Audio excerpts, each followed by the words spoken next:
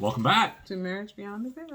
So, our seventh tip, trait that we think really contributes to a successful marriage, and this is a biggie, and that is the T word, trust. Trust, yes.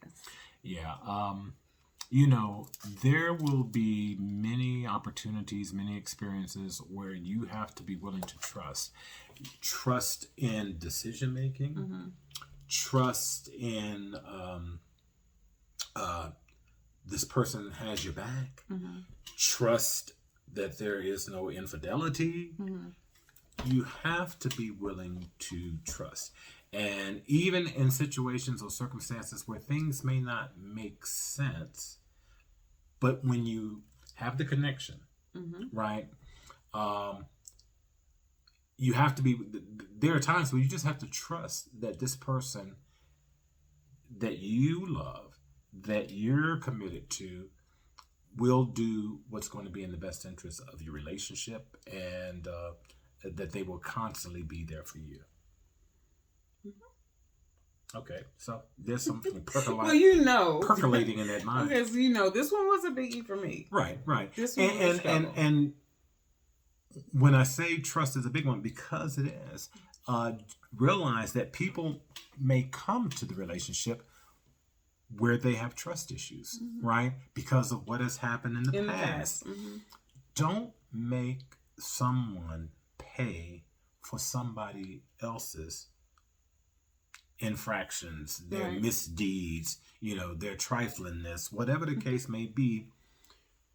When you're talking about being in a marriage, and a successful marriage that is loving, that is healthy, trust is definitely a key component. And so if you've had some poor relationships in the past and trust is an issue or concern, then you have to be willing to say, okay, I'm willing to work through this, to get to a place where I'm holding this person accountable for this person and not these jokers from the past. Right. And the reality was, I never, ever lied or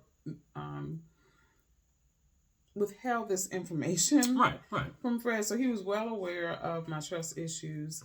And, and so we had to put systems in place to help me feel more comfortable. And that's the thing, you have to trust the person that you're on the journey with, that you're in love with, enough to be honest with them about those things, because there were other things that you trusted me enough to tell me, so that I could be privy to certain things that I needed to know to best be able to be there for you and to protect you in certain situations. And so, trust, there's no getting around that, because you can love people that you don't trust. Right? Right.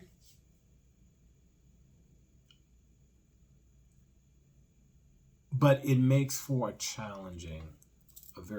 potentially a challenging journey. Oh, it does. In a love relationship that you want to go for the long haul, trust cannot be a major issue always. And so that's why a lot of times when infidelity happens, people really have to work double time to get past that, to make the marriage successful. It does happen. We've seen it. It does happen. And it doesn't even have to be infidelity. It can be that someone spent $5,000 and didn't consult the other one. Right. This trust, and that's what I was trying to do. Lay it out. Yeah, that it's so many things. Yeah, it's across the board. It's not just a fidelity situation. So many things. It is so many things. I mean, there are people that have been used to doing everything on their own, and they don't trust anybody else to help them, to help or them, to be there, or to be able to know how to do anything. Exactly. I mean, so the trust is a huge one. Yeah. It is really, really major. And so if you're going to be in a love relationship, and if you anticipate it to be any real length of time, trust is paramount. Because remember, this is the person that is going to make the life decisions for you in the event that you cannot make them. Yes, and you have to trust I have to trust him that he's going to do what I said. If you're incapacitated and I have to speak for yes. you. Do what I said to. So anyway. Until tomorrow, if the Lord says the same. Have a good evening.